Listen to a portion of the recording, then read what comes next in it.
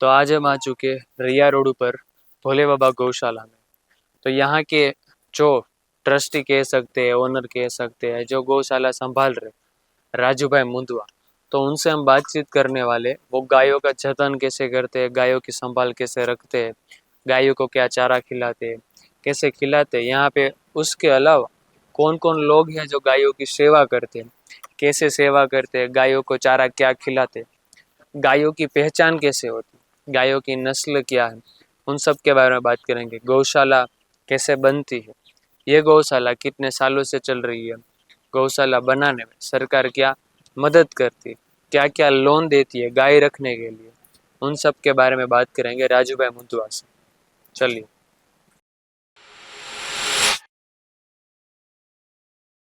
जय गौ माता રાજુ। જય માતા।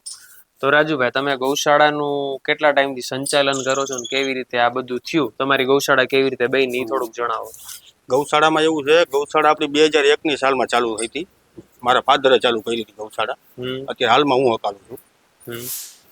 અને ટ્રસ્ટ આપણે બનાવ્યું ત્યારે ટ્રસ્ટ નહોતું બનાવ્યું, ટ્રસ્ટ બનાવ્યું આપણે 2016માં। રાજુભાઈ, આ ગૌશાળા બને કેવી રીતે, કે અંદાજે કેટલી જમીન જોતી હશે ગૌશાળા માટે? જમીનમાં એવું છે, જેટલી ગાયું હોય ને એ પ્રમાણે જમીન જોઈએ। આપણી પાસે 250 ગાયું છે, એટલે આપણે છે ને 3 એકર જમીન છે। 3 એકર ગાયું હરવા ફરવા જોઈએ। એટલે હાવ હાકડી જમીનમાં આટલી ગાયું રાખી તો પછી ગાયોની મજા ન આવે। આપણી પાસે 3 એકરમાં 250 ગાયું છે। આપણે આ ગૌશાળા બનાવવા માટે સરકાર આપણને કઈ મદદ કરતી હોય? સરકાર કરે, મદદ કરે સરકાર। શું હોય છે એના માટે યોજના કઈ? યોજના ગાય દીઠ 30 રૂપિયા આપે છે અત્યારે હાલમાં સરકાર। અને આપણે ક્યારે એવું તમારે બનતું હશે કે ગાય માંદી પડી જતી હોય બહુ, તો એવી કઈ એવી હોસ્પિટલોની જે તે છે? હોસ્પિટલ અમે પ્રાઇવેટ બોલાવી છે, અને કરુણા ફાઉન્ડેશન કરીને છે, એનિમલ હેલ્પલાઇન, એમાં ફોન કરી તો એ લોકો ફ્રી ઓફમાં સેવા કરી જાય। ફ્રી ઓફમાં તમારે ત્યાં સેવા કરી જાય। તમારે અંદાજે ડેઈલી ગૌશાળામાં ગાયોને તમે આ જે લીલું ને કડબ ને જે નાખો છો, અંદાજે કેટલું જોતું હશે? હાલમાં અત્યારે 15 થી 16 હજારની આસપાસ હોય ત્યારે આને પૂરું થાય। 15 થી 16 હજાર રૂપિયાનો ઘાસચારો જોઈ। 15-16 હજાર ઘાસચારો એટલો જોઈ। તો રાજુભાઈ, આ આપણી જે ગૌશાળા છે એની અંદર ગાય સિવાય બીજા કોણ કોણ વ્યક્તિઓ રહે છે? ગાય સિવાયના અમારી આખી ફેમિલી આમાં જ રહી છે। એ સિવાયની બીજી 2 ફેમિલી આમાં રાખેલી છે, આપણે માણસોને પગાર તરીકે રાખેલા છે। ટોટલ આમાં અમે 17 થી 18 જણા કામ કરી છે અત્યારે। ઓકે, એટલે તમે ટોટલ 17-18 જણા 17 થી 18 જણા ગાયોમાં છે, આખી ગૌશાળામાં કામ કરો છો। તો રાજુભાઈ, આપણે આ બધી ગાયો જોઈ છે અને સીઝન આપણી ફરતી રહેતી, શિયાળો, ઉનાળો, ચોમાસું, તો એમાં કઈ રીતે ગાયનો ખોરાક ફેરવવાનો હોય છે કે ઈ જ ખોરાક જ હાલતો? ખોરાક ફેરવવો પડે। શિયાળામાં સૂકવું જોઈએ, એમાં માંડવીનો પાલો છે, જુવાર છે, શિયાળામાં એ હોય વધારે, ઉનાળામાં લીલું જોઈએ, લીલો ઘાસચારો જોઈએ, ચોમાસામાં સૂકો ઘાસચારો જોઈએ। અને આપણે કોઈ વ્યક્તિને રાખવી હોય ગાય પોતાના ઘરે આતે, તો શું સરકાર એના ઉપર કઈ લોન કે સહાય કે એવું કઈ આપે છે? આપે, પર્સનલી રાખવી હોય ગામડામાં તો સરકાર આપે છે લોન એની ઉપર, બરોબર। ગૌશાળામાં ન આપે, પર્સનલી કોઈને લેવી હોય માલઢોર, કોઈ ભેંસ છે, ગાય છે, તો સરકાર આપે છે એના માટે। ઓકે। અને આ તમારી પાસે કઈ કઈ નસ્લની ગાયો હશે અત્યારે? અમારી પાસે દેશી ને ગીર છે, અમુક દેશી ગાયો છે, કાંકરેજ છે। 3 પ્રકારની છે। ગાય સિવાય ભેંસ કે એવું કઈ રાખો? હા, ભેંસું છે। ભેંસું આપણે કતલખાને બચાવેલી ભેંસું છે આમાં। એવું છે? ગાયો આપણે વધારે પડતી એમાં કતલખાને બચાવેલી છે। તો ઘણી વાર એવું થતું છે ને કે તમારી પાસે અંધ અપંગ ને એવી ગાયો આવતી છે, એવી પણ આવે? હા, અમારી પાસે આવે ને, એવી ગાયો આવે, અમે સંભાળી। અંદાજે કેટલી ગાયો છે તમારી પાસે અત્યારે? 250 છે, નાના મોટા બતાવી દે, 250 ગાયો છે। નાની મોટી છે ને ટોટલ 250 છે। એમાં અંધ અપંગ ની કેટલી હશે? અંધ અપંગ ની 20 જેવી છે। 20 જેવી ગાયો છે। તો રાજુભાઈ, તમે આ ગૌશાળા સિવાય, જેમ કે તમે ગૌશાળામાં તો છો, ગાયોની સેવાની કરી રહ્યા છો, પણ ગૌશાળાની બહાર ગયા પછી પણ શું તમે કઈ રીતે કાર્યરત હોવ છો ગાયોની સેવામાં? ગાયોની સેવામાં તો અમે જો કતલખાને જતા ગાયો બચાવી છીએ હાઈવે ઉપરથી। બાકી અમુક અમુક વિસ્તાર એવા છે એમાં કતલખાના હાલતા હોય, એ પકડી છે પોલીસને સાથે રાખીને। એટલે ટૂંકમાં એક તમે ગૌ સેવકની સાથે ગૌ રક્ષક પણ છો? ગૌ રક્ષક છો। ઓકે, કેવી રીતે કરતા હશો? તમારી ટીમ છે? અમારી ટીમ છે, આખી ટીમ છે અમારી, 50 થી 60 જણાની ટીમ છે આખી। તમે સાથે મળીને ગાયોની રક્ષા કરી, પોલીસને સાથે રાખી। તો રાજુભાઈ, આ આપણે જે બધી ગાયો છે, બરોબર, એની ઓળખ કેવી રીતે થતી હોય? કે ગીર ગાય આ છે? ગીર ગાયની ઓળખ એ રીતે થાય કે નાના શિંગડા હોય ને, કાન બહુ મોટા હોય, અને કાંકરેજના ઊભા શિંગડા હોય, વ્હાઈટ હોય, અને કાન હાવ ટૂંકા હોય એના। અને દેશીની ઓળખ કેવી? દેશીની કાંકરેજના અને ગીરના બેયને વચ્ચેના કાન આવે ને, એ દેશી કહેવાય। ના મોટા હોય કે ના નાના હોય. ટૂંકમાં કાન ઉપરથી ગાય આ ઓળખાય કાન શિંગડા ઉપર ઓળખાય ગા. આ નસલની આ ગાય છે એવી નસલની રીતે કાન ઓળખાય. શિંગડા ઉપર ઓળખાય. તમે રાજુભાઈ કીધું કે તમે જે ગાયોની સેવા માટે અને ગાયની રક્ષા માટે ઘણું બધું કાર્ય કરતા હોય, તો તમે સરકારનું કીધું, તો શું સરકાર તમને કેટલી મદદરૂપ આમાં થતી હોય? સરકાર અત્યારે હાલમાં ભાજપ સરકાર ગાયો માટે દેવતા તરીકે છે. હમ 30 રૂપિયા ડેલી 30 રૂપિયા આપે અમને. હમ અને ગૌરક્ષામાં અમને પોલીસ સારી મદદ કરે અમને. પોલીસને ફોન કરી રાતે 2 વાગે 3 વાગે ફોન કરી અમે પોલીસ ગમે ત્યારે હાજર થઈ જાય અમારી માટે. હમ સરકાર પાસે અમારી બીજી એક જ ખાલી માંગણી છે, બીજી કાંઈ નથી, કે ગાય માતાને રાજ્ય માતા જાહેર કરે. મહારાષ્ટ્રમાં તો થઈ ગઈ છે રાજ્ય માતા, આપણે ગુજરાતમાં રાજ્ય માતા થઈ જાય એટલે આ સરકાર પાસે બીજી કોઈ આપણે જોતું નથી કાંઈ વસ્તુ. અને રાષ્ટ્ર માતા પણ ઘોષિત કરવી જોઈએ. રાષ્ટ્ર માતા પણ ઘોષિત કરવી જરૂરી છે.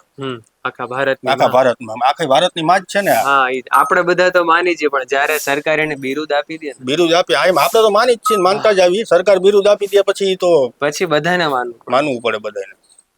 તો રાજુભાઈ, આપણે આટલી બધી ગાયો છે અલગ અલગ નસલની, તો કઈ ગાયનું દૂધ પીવું જાજુ ઉપયોગી કહી શકીએ આપણા શરીર માટે? દૂધ તો ગમે તે ગાય આપણી માતા જ છે, આને ગમે તમે 3-4 નસલ આપણી છે, નસલનું દૂધ બધીનો ઉપયોગ થાય. વધારે માણસ ગીર ગાયનું વધારે દોડ કરતા હોય, પણ એવું કોઈ વસ્તુ નથી. કાકરેનું ખવાય, દેશીનું ખવાય, ગીરનું ખવાય, અમુક જર્સીનું ન ખાય તો સારું એમ. જર્સી ગાયનું એ આપણી અહીંની નસલ નથી, વિદેશની નસલ છે. અને આપણે કઈ ગાયનું ઘી સૌથી મોંઘું વેચાતું હોય છે? મોંઘું તો અત્યારે હાલમાં દેશી ગાયનું ઘી વધારે મોંઘું વેચાય. અને આપણે જે ગાયો એમાં ઘણા કહેતા હોય છે એના ગૌમૂત્રથી આ ફાયદા થતા હોય છે, ગોબરથી આ ફાયદા થતા, તો એ કઈ રીતે હોય છે? થાય ને, ગૌમૂત્રથી અમારા અહીંથી લઈ જાય, ગૌમૂત્ર કેન્સર વાળા લઈ જાય છે. છાણ આપણે પેલા મકાન છે ને હતા, આપણે છાણના જ બનાવતા, બરોબર. આપડા કઈ ગાડીયા કઈ ગાંડા તો હતા નહીં. છાણના મકાનમાં કઈ ખૂબી તો હોય છે ને, રેડિયેશન હાવ નો આવે આનાથી, બરોબર. પોદરો હોય ને આમાં રેડિયેશન હાવ નો આવે. તમે આ વાડામાં આટા મારો તમારા ફોનમાં પૂરું નેટવર્ક ન હોય અત્યારે. હા, એટલું રેડિયેશન આ ખાઈ જાય. વાહ. અને ખેતરમાં પણ ઘણું ખેતરમાં તો અનમોલ વસ્તુ છે ખેતર માટે.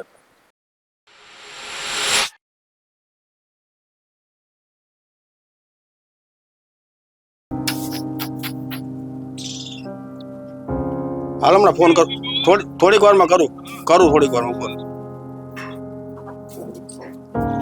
લોકેશન બદલાવી નાખી, બીજી સાઈડ વે. હા હા હા.